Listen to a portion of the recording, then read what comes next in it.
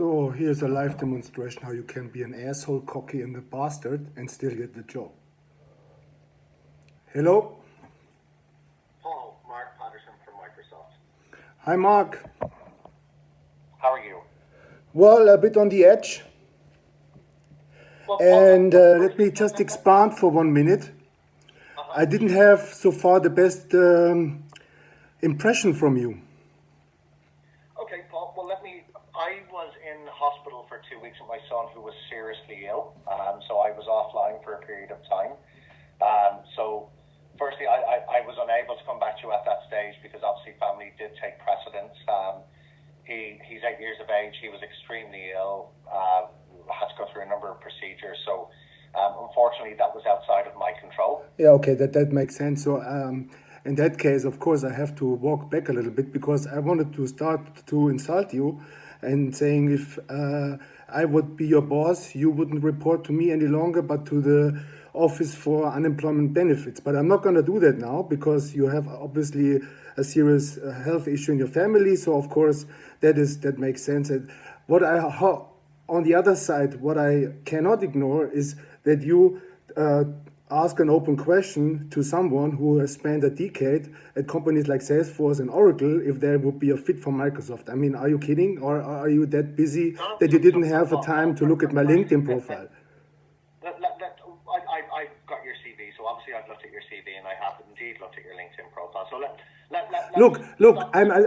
let's just forget about that, okay? Let's forget about that. I'm sorry, okay? I'm German, so I'm frank. That's why nobody likes the Germans. But the Germans, what they do, they say what they think and they do what they say. Right? So, but you have a family issue and I completely get it. So let's forget about that. And that's what I was going to say. That's absolutely fine. I understand your frustrations, but this is a professional conversation. So let's try and keep this professional if at all possible.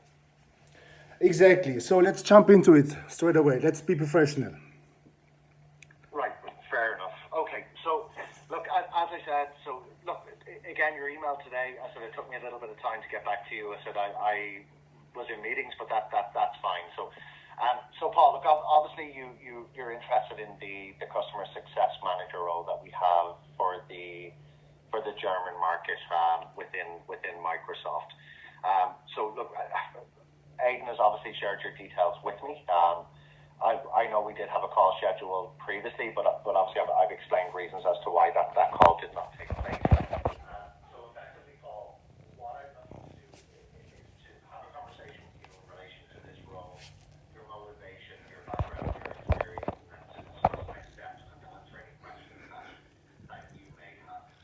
Is that okay? Yeah, sure. Okay.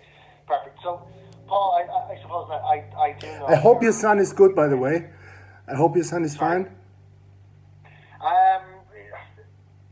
On the road to recovery. Okay. So it's going to take quite some time, but yeah, we're getting there. Okay, good to know.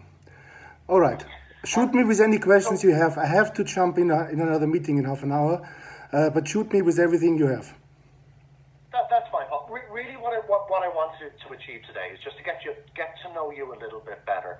Obviously, I've seen your background, your experience, but just to delve a little bit deeper into that, just to understand, I suppose. And one of the major questions will be that change from, I suppose, a predominantly sales-driven career to looking into, I suppose, more of a customer success type environment. Yeah. Where is that motivation coming from to make that particular change in your career? On a high level, I reached the ceiling of my growth sales. After working for Salesforce, I worked for the major players in the industry. I was basically almost all the time successful. I left sales as a champion. I got the championship sales award from SAS. And I just had the feeling there's no room for me to grow. And management was not really up for grasp because you only get a management position if you already are a manager. Yeah? Or if you are Irish and you know some important Irish people and they can get you in. But that's not the case for me. So I decided I'm going to reinvent myself. And instead of doing sales, I'm helping companies with my knowledge from from a decade of working for the most successful, fastest growing companies, most innovative companies in the world, whether it's LinkedIn or Salesforce, or I started my sales career at WebEx. That was at that moment the fastest growing company in the world, the most innovative company in the world, according to Forbes. I reached the ceiling of my grow, and I want to do something different, not just sales and quota and pipeline reviews. So I moved to a country where there are the most startups per capita, and I'm there now for almost 3 years, and I'm just helping startups to help them to scale. That's basically what I'm doing. And I was thinking already back and forth to go back in a more corporate environment. I was having contact with some folks from Microsoft, some managers, but they left. They went a German sales manager who wanted to desperately get me on board, but it was just not the wrong time, because I was just arriving here in Estonia and did my freelancing business. So, but now after almost 3 years, I'm starting to get ready to get really bored, even though my business is actually flourishing. I mean, but as I say, with playing roulette, you should stop, when you are at the top, or with anything, And Sure. I'm just at the moment very bored, because what seems to be the norm for almost everyone sitting at home in their home office, I'm doing that since 3 years. Only doing Zoom meetings. Sometimes I'm walking into customers, to companies, but since a year, I'm basically only doing Zoom meetings. And not all of my customers, actually almost none of my customers are here in Estonia. I work with companies basically around the globe, with companies from Dubai, from India, and so on. Okay.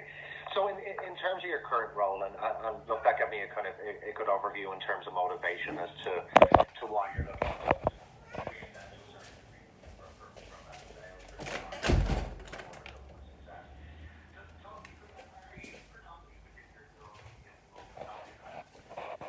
go-to-market strategy, or how does that role work? How do you work with your customers at the moment? First of all, I don't get any leads. I'm a one-man show, so Sure. I have to get my foot in the door, which is extremely difficult. But once I land it, then my strategy is to get referrals. So once I do a good consulting job for a company, then I try to get as many referrals as possible, and then these are my leads. And then this is basically my go-to-market strategy. I actually didn't even renew my website because it's pointless. Because if you're a one-man show, there's nobody come to your website, And even if you do work with search engine marketing, yeah, there might be people coming to your website. That doesn't mean that you're gonna convert them into business. So my business comes from referrals, from happy customers, and this is basically it. Yeah. Okay. And in terms of, and I'm just going to phrase that slightly a different way, with your customers, what are you doing with them? Are you helping them to kind of set their go-to-market strategy? Are you looking at the overall business, or how are you assisting and helping your customers drive forward?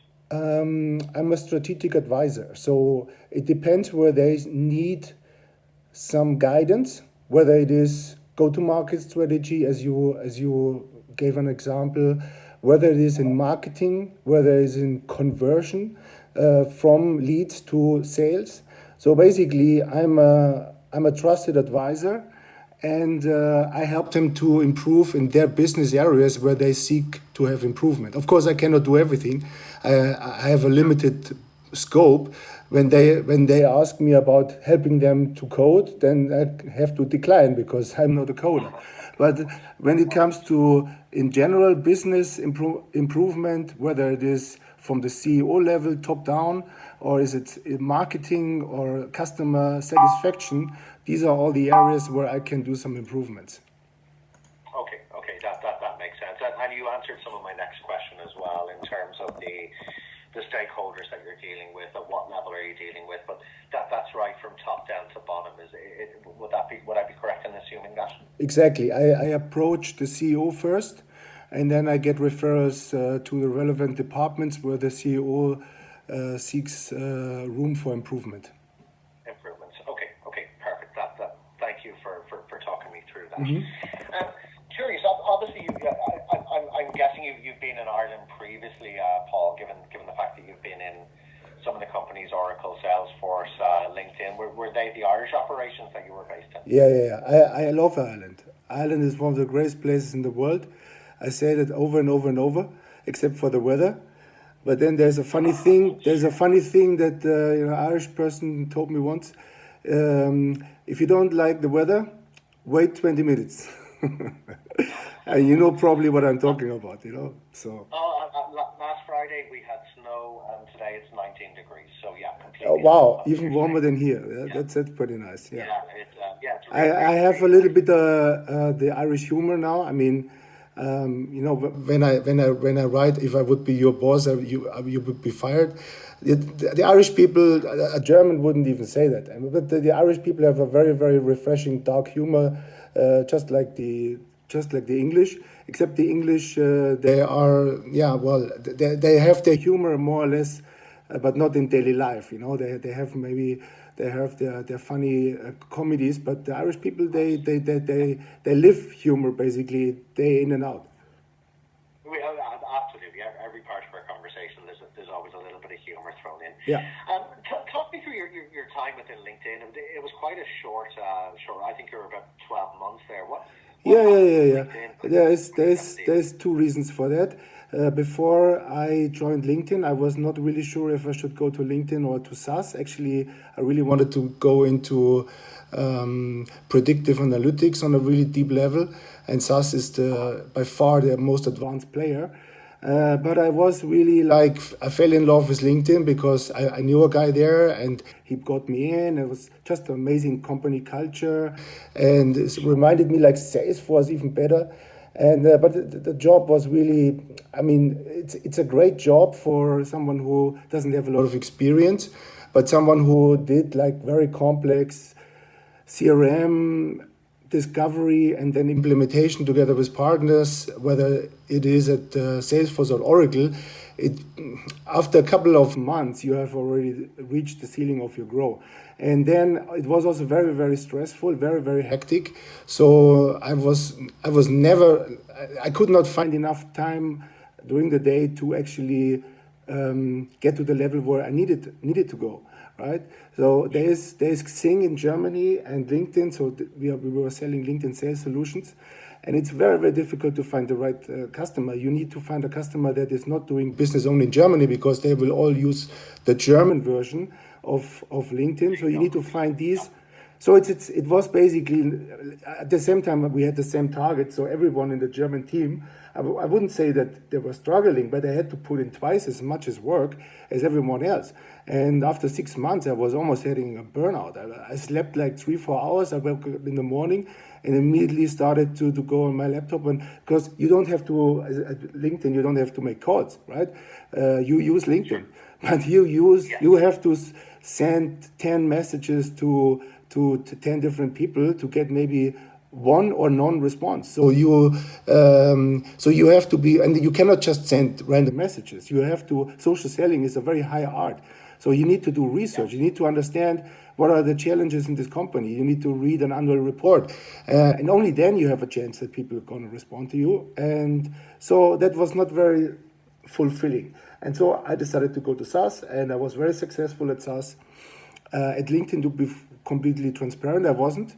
I was not hitting my target, but I was always close, and it was very frustrating because I always hit 80%, and I couldn't find a way to get past the 100, even though with putting so much effort in. Even on the weekend, I was busy sending emails to people, and I just didn't see any more point,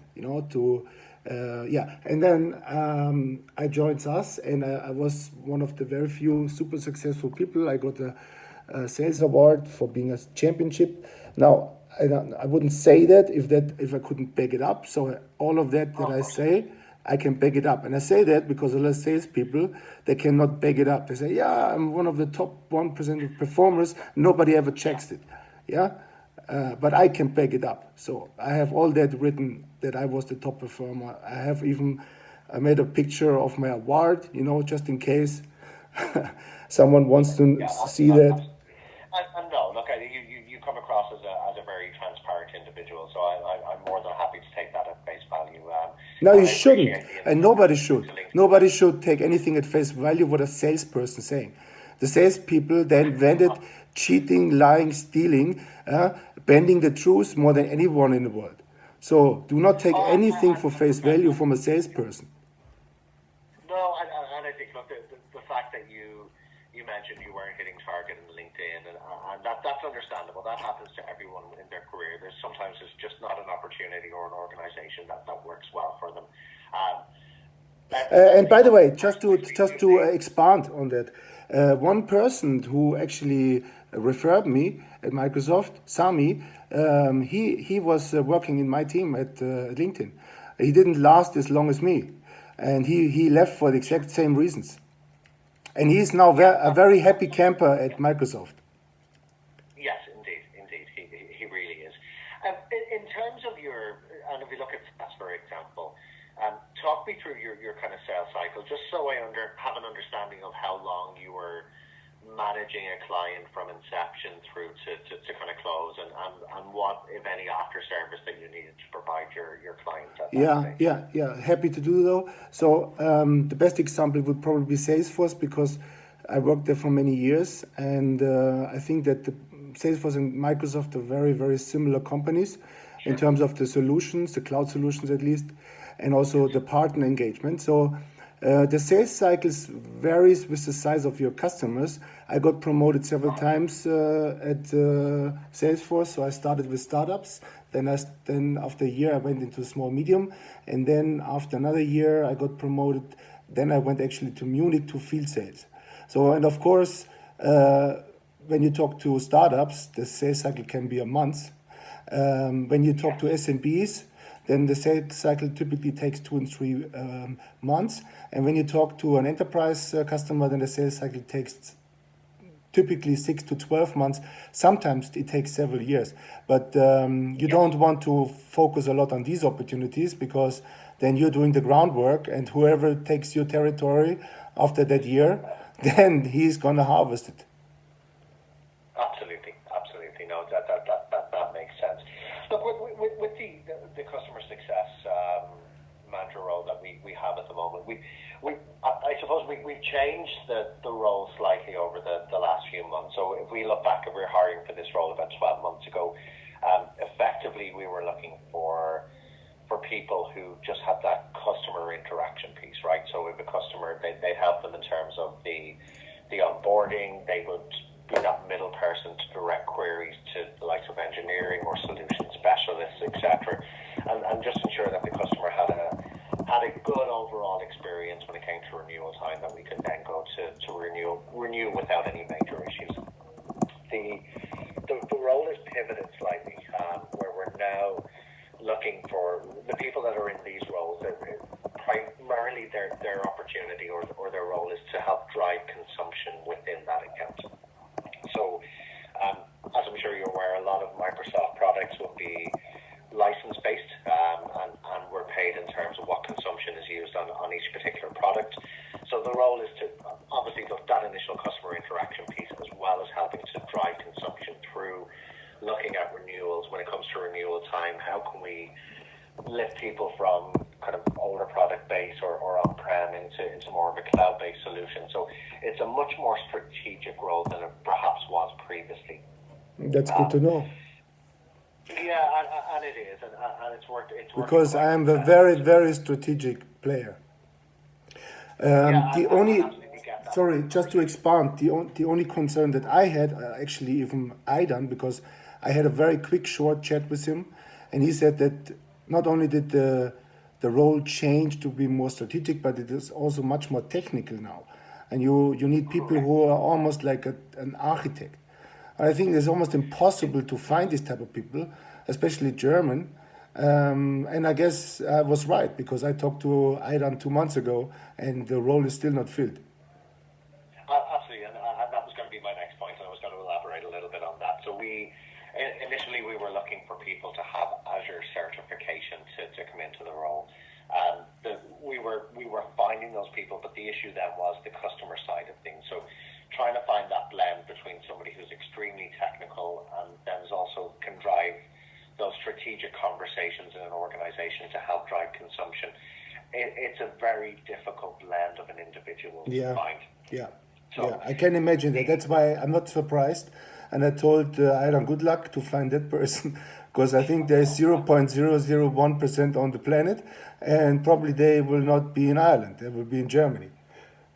Absolutely, and to be completely open and transparent, some other language sets that we're hiring have been a little bit easier, given kind of English, Arabic, French, Spanish. The kind of some of the difficulties have arisen around German, Nordics, Dutch, where they're much more in demand, and trying to find that blend between both. So we've taken kind of a slightly different approach over the last little while, where yes, that technical piece is going to be a piece that everyone who goes into the organization will need to learn eventually. So if we look at our current customer success infrastructure across the business, the teams are all going through Azure fundamentals to begin with, and their next step then will be another Azure certification. So we're helping to drive that learning across the organization, but to go to market and find that absolutely it's a difficult task to do.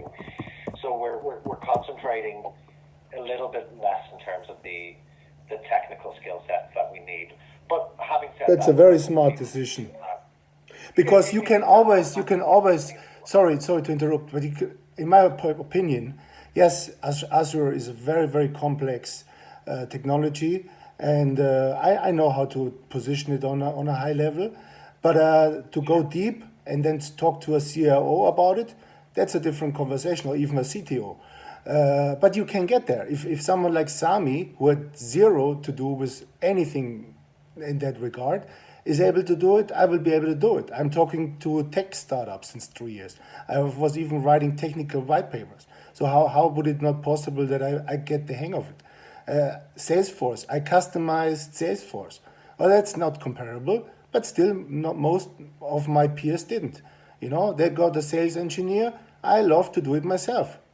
And that was my way to prove to my customers, look, I can do this on the fly. You can do this on the fly. You don't even need a partner. Sure, absolutely. And look, given your background experience, not only the kind of solution selling, the value selling, the fact that you've worked within technology, and look, Salesforce, obviously, again, it's a complex sell to a certain degree.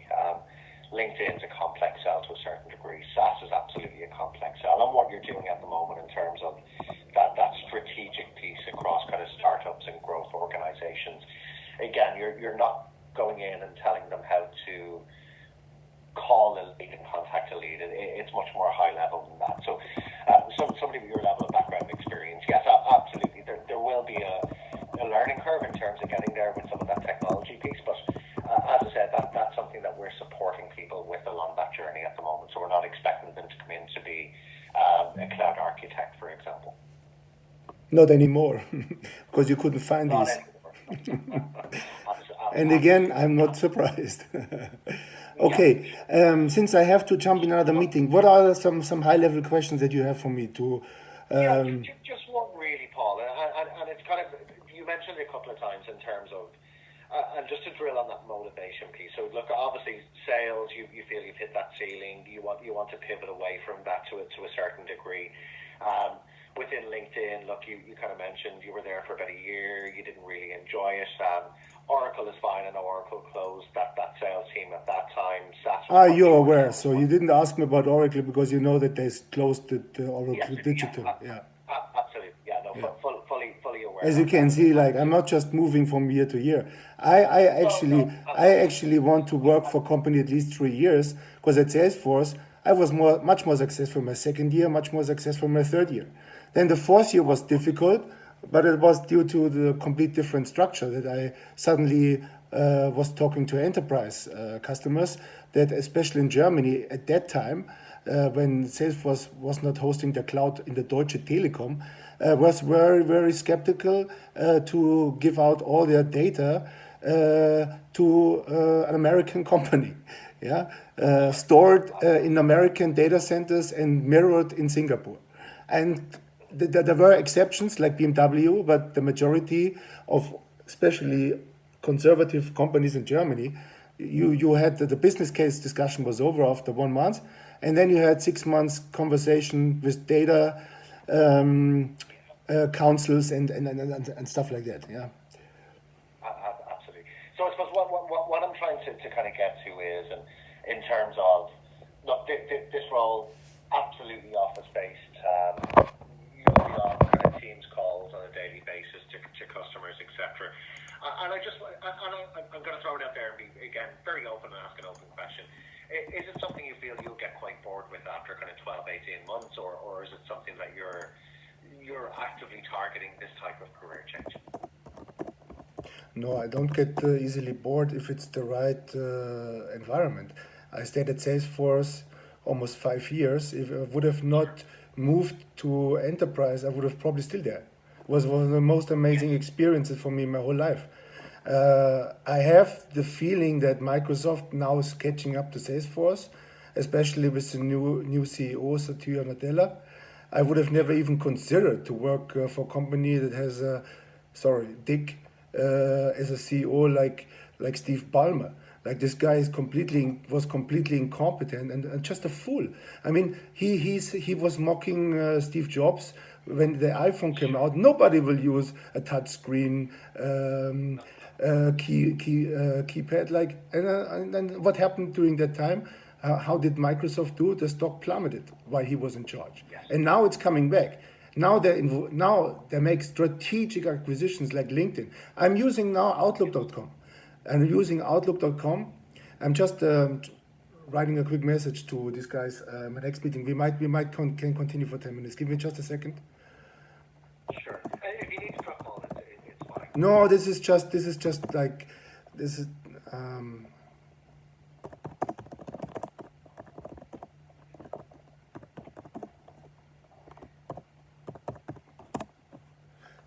Okay. Should be okay to talk more 10 to 15 minutes, because I don't want to interrupt the call and then we have to follow up in a week, and then time flies quickly here, and so that's the point. So let's move on. Yeah, no, that answers my question. And again, look, I wanted to put it in a very blunt way rather than trying to dance around it just to see. Yeah, absolutely, it makes sense.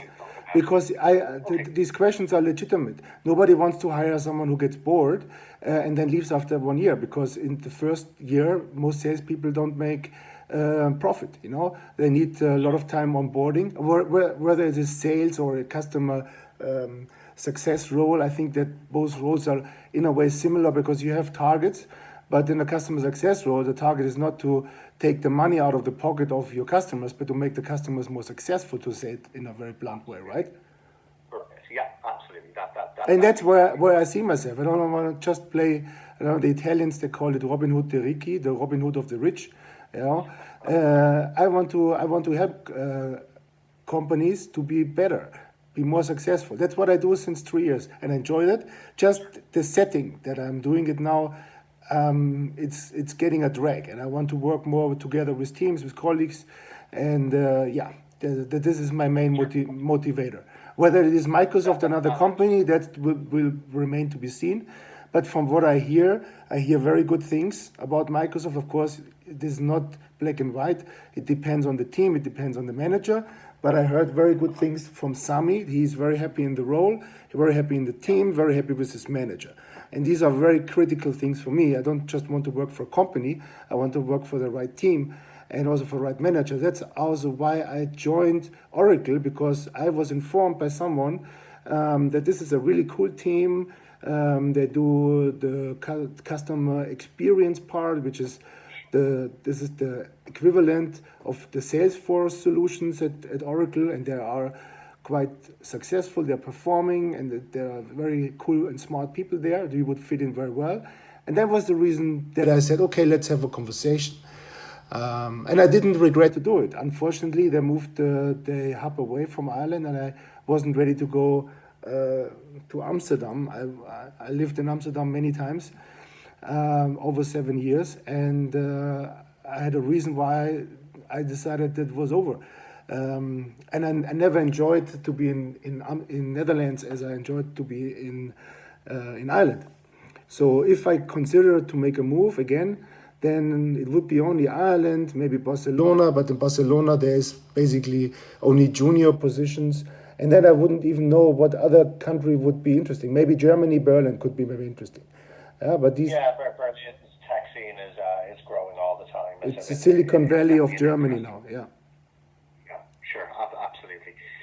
In terms then, Paul, and again, look, given your kind of background and experience, um, you're obviously working for yourself at the moment, very entrepreneurial.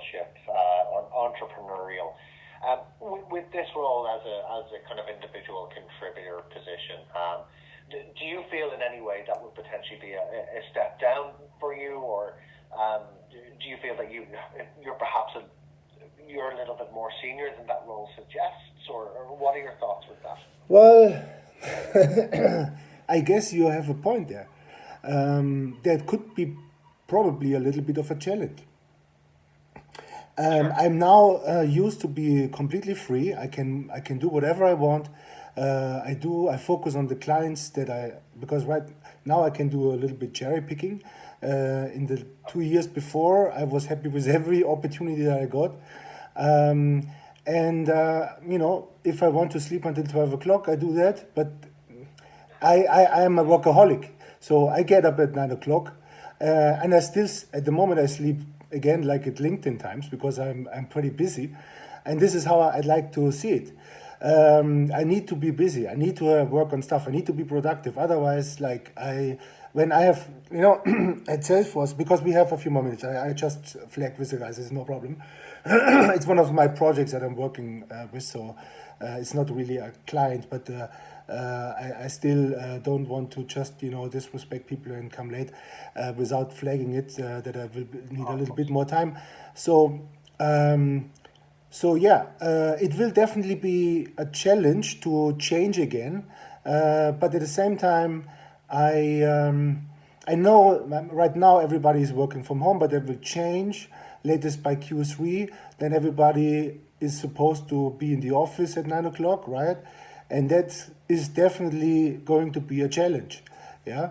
But won't be a challenge only for me. It will be a challenge for everyone who has Of course. spent a year in the home office, right? I only did it 2 years longer, and I think for me it will be probably less a challenge because I am looking forward not to do it anymore. Because I know from a lot of people that I still have contact who are in Ireland, they enjoyed it very much in the home office in the beginning, and now they are just tired of it.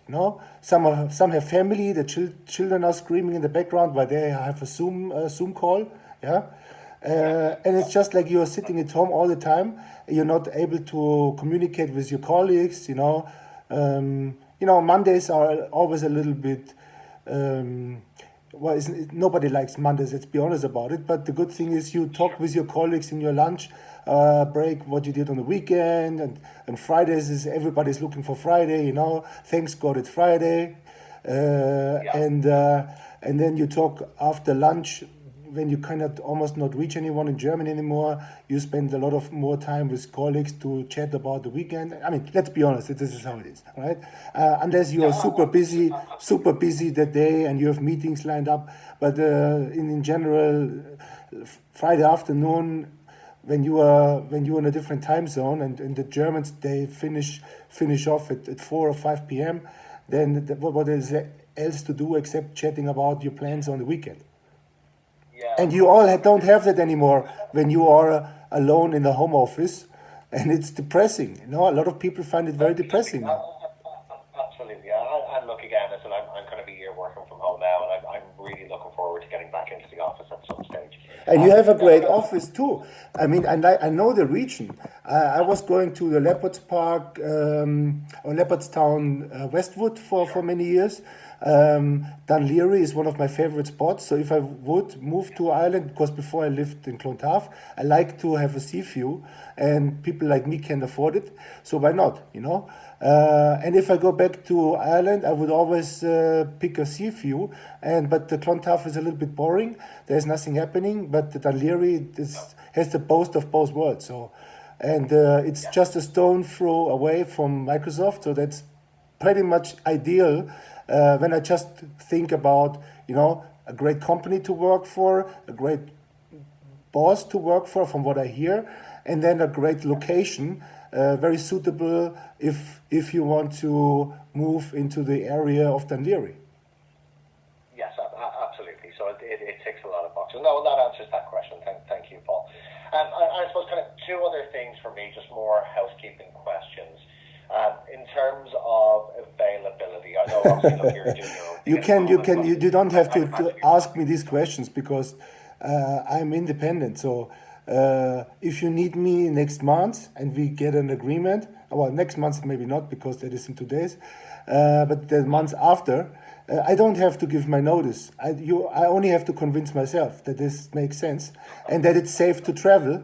But I know that during these Corona times there is some flexibility. You can set up, or Microsoft is able to set up like short-term contracts in a local. Yes, we are. In a local. Yeah, we're trying to be as flexible as we can, just given the current pandemic. Exactly. So yeah, there's lots of different options on the table. And I suppose lastly, but and probably most importantly from a certain aspect, expectations salary-wise, Paul. What are you looking to achieve in your next role? I would play back the ball in your field. Can you give me a range?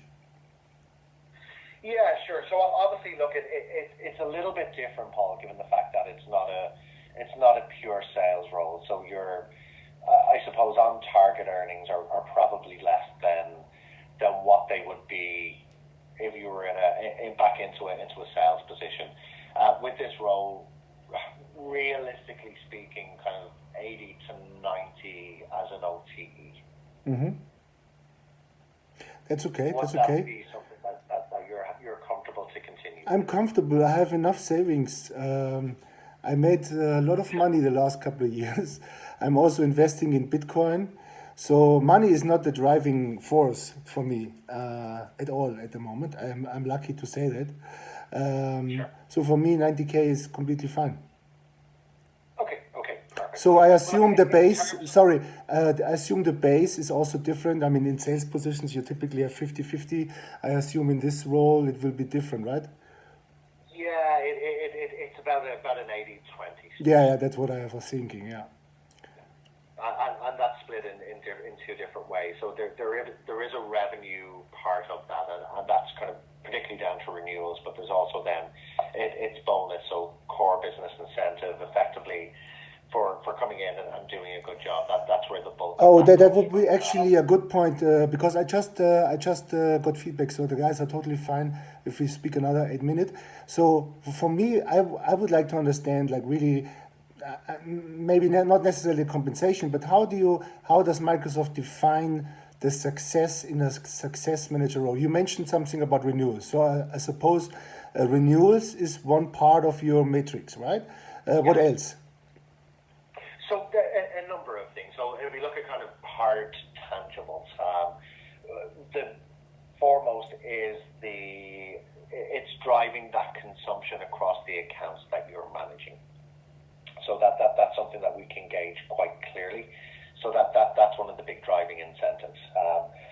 The other things are much more. So you mean consumption. So I know that in Azure you talk about consumption. So that means that customer increases their consumption, and you have like maybe specific targets for each customer or for your portfolio to increase the percentage of their consumption, right? Correct. Yes. See, I have already a very good understanding. There you go.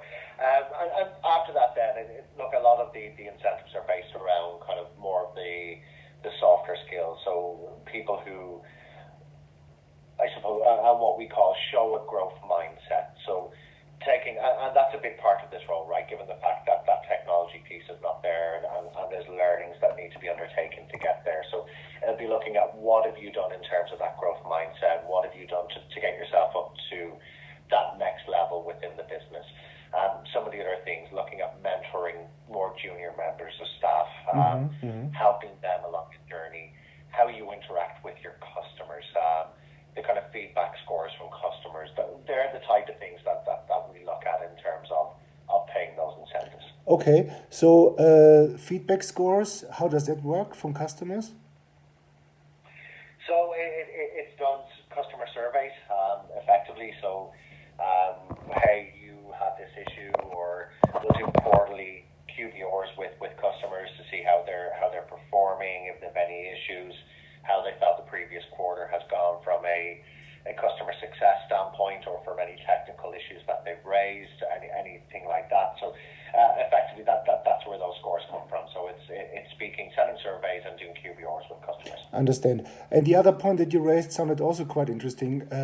So to demonstrate that you are grow-minded, that you continue to develop yourself, how do you measure that? So with this particular role, Paul, it's quite easy, given the fact that people coming in, we're looking for them to do the Azure Fundamental course to begin with, which is the kind of entry level into that. So expectation will be 3 months into a role that you have that Azure Fundamental course, and then from there on in, it's taking time to kind of develop that. So looking at the different certifications to get up to Azure 303. So effectively, it's what have you done in terms of learning and developing? Now, again, other kind of things that we're looking at as well. So first 12 months, learning and developing is really getting to learn the organization, getting to learn your stakeholders, working collaboratively with your stakeholders, learning the organization and learning your role. So they're big parts of it as well. That's generally kind of fed back in from the manager of that particular function. So kind of end of year bonus time, we'll say, well, look, yeah, Paul has done this, and this, and he's identified this, he's grown here, he's learned this, etc. And that's where that comes into. I see, yeah. So while there, I know that it's slightly different coming from a sales background, where you have a number. If you hit that number, you get X amount. If you don't hit that number, you don't get that. It's a little bit different because a lot of the skills that we're looking for are much softer. So it's things that you do to make a difference to your customers, your colleagues, and I like that. I like that. That's what I find very refreshing to hear, and that was what I was always missing in sales roles. You know, it's just really, there can be the biggest asshole, but he's achieving his targets, and he's staying in the game. You know, and that's unfortunate, but this is how it works. You know, unfortunately. So. So that answers that question as well. You mentioned stakeholders. So that's maybe my last question, and then I think I have to jump. So Sure. what are the important stakeholders when you are a customer success manager, apart So from the customers? yeah, of course. So from initial kind of touch point is going to be with specialists and with account executives and commercial executives as those deals are closing. Customer success are stepping in and working in conjunction with them to make sure the customer's onboarded.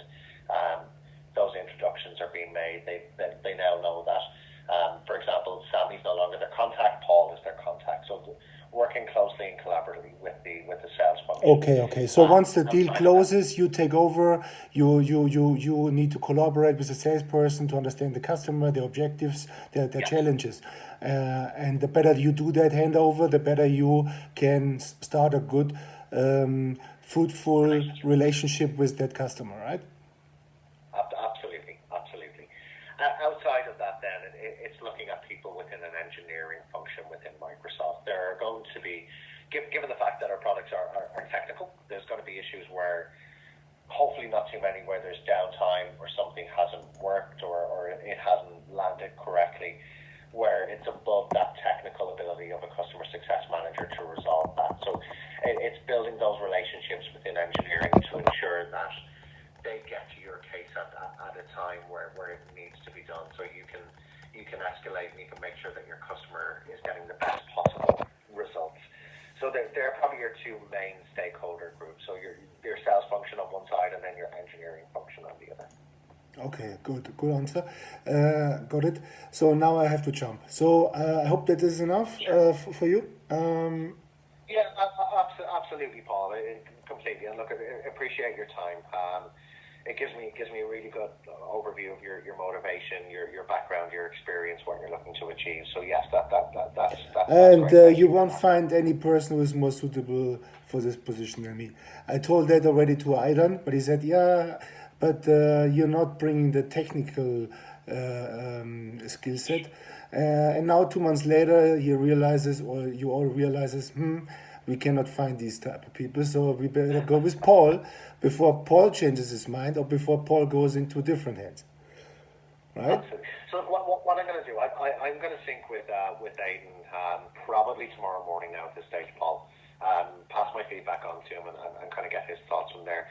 I just to set expectations, I'm out of the office on Friday and Monday, so if I don't come back, No. Look, we Tuesday. that was 2 months now. A week or more does not make a difference. Yeah. So take your time. It's no big deal if it's a week or two for me. I mean, but now I really need to jump. Okay, Mark, it was a pleasure to talk to you. I actually did not expect this conversation to be that good. I have to also say that my first impression was wrong about you, and I wish your son a speedy recovery. Thank you, Paul. Look, we really appreciate it. Enjoyed the conversation. You enjoy the rest of your day, and I'll speak to you soon. Take care, buddy. Okay, ciao, Mark.